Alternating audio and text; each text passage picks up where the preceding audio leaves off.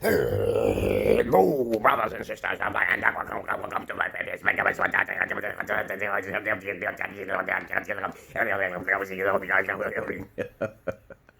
If you have any comments, questions, I always got interesting topics to talk about. I do too many things to list on this YouTube platform. If you want to charge me to the game, you better be charging me. You better be giving me your money, okay? You better giving me your shit, okay? I'm not joining anybody's platform, but I honestly got truth, man. I had fuckboys, gay fuckboys, homosexuals trying to say, hey, let me pop your ass for $1 million. I said, hell the fuck no. I don't know if you're an assassin. I don't know who the fuck you are. I'm not no homosexual. But anyway, here in my mouth. But anyway, this video is going to be about how to express yourself, okay, without worrying about you're the guilty party. How to not feel remorse, pity, or guilt. How to feel those things, okay. Now you already should know that I'm really where I might be going with this, with some alpha shit. But I'm trying to tell you, if you explain things in advance, you can't have any remorse, guilt. There's nothing. Now, you want to call it manipulative, a positive manipulation, then you can.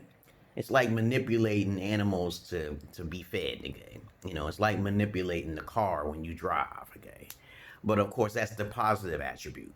But basically, I try my best not to feel any guilt or remorse or pity in some kind of way, because basically if you're overthinking things and you try to make yourself very clear and people don't tend to want to listen to you, that's all on them. And if a psychologist or some sort of person who thinks they know it all, a psychiatrist or a psychologist, try to break you down, they just can't break you down because you did everything in your power to be flawless, to be out of the, it's your fault for dealing with some shit. Like me, I go through a lot of stress when it comes down to talking to people all the time. I tell them, don't do this, don't do that, don't do that. And if you do this, these things will happen. It's like you break shit literally down. And then, what the liar would do, what the female would do, or the guy would do, if you've been told those things, I haven't been told. They'll always lie. They'll always do the lie thing. I say, I did tell you that if you do these things, I'm going to act like this. Like if you treat me well once, I treat you well twice. Isn't that a good thing? And nobody can say I have not done those things. You treat me well one time, I treat you well twice. You say something negative, I'm going to say 2 things bad back to you. I tell you this, and I tell everybody the same way. You screw me, I'm going to screw you over twice. So be expected. There's no I for another fucking eye. I don't do eye for an eye. That's bullshit. You don't learn quickly. You just take the beating as you so fifth, okay? You take it as you're supposed to do, okay, right? I like sounding incoherent sometimes. It's part of my facade and who I am, okay? But to be a realist motherfucker and people judge you without asking any questions, ignore them. Everything. I love haters. I try my best to find haters. That's when people start gravitating towards you and shit. But I'm pretty far away from everybody. I don't think nobody gonna travel their ass to hurt me or put their money where their mouth is at to try to fight me, because that's kind of stupid and irrelevant and a waste of gas money, because I'm far away. I live in Washington, Pennsylvania. And from this point on here, I've traveled abroad, make my own videos, talk about shit that most people don't talk about, and I try to be as honest as fuck. Like I don't care if people make fun of me and all this other bullshit. I don't care. I actually look forward towards that type of shit because they can express themselves. But when a motherfucker needs to be physical, or when they can't control their emotions through their words and they want to get physical, that's the lowest form you can go. You got to try to stay away from those individuals. Be paranoid with those individuals. But you have to make sure you make yourself clear. Women don't tend to listen more than men. Men tend to listen more. That's why men kill themselves a little bit more faster than women, okay? Especially in the hood where Negroes be at. That's why it's 13% population of Negroids, okay, and African Americans, because they kill each other and shit, because the ego and pride and shit. And hard of hearingness and fucking ADHD and attention deficit syndrome and shit. I don't have them motherfucking problems. The only time I have problems is when my voices talk to me and I'm trying to do a mathematical equation, right?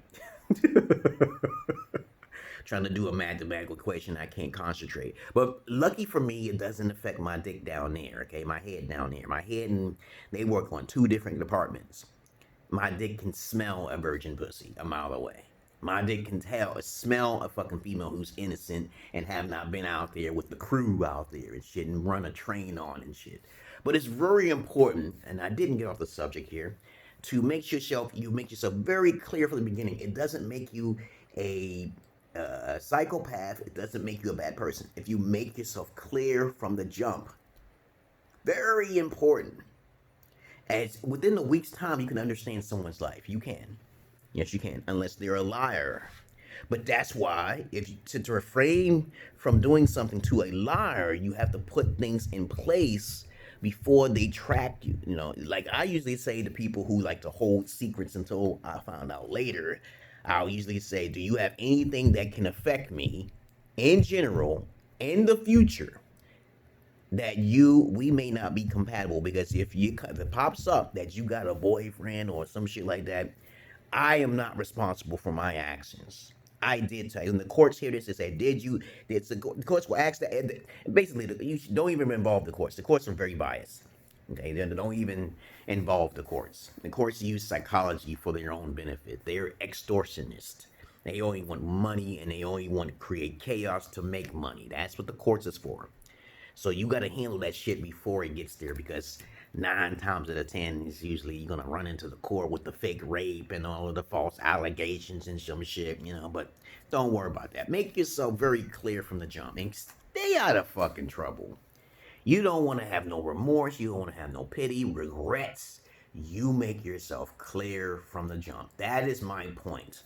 And all my videos, I do get to the point. Because some people say, you should get to the point. I said, well, that's a part of my video, okay? Don't watch it. There's a lot of videos out there that don't get to the point. They talk about the history of it. They talk about the semantics of it. They talk about where it comes from. They talk about their own expressions. And they're allowed to do that.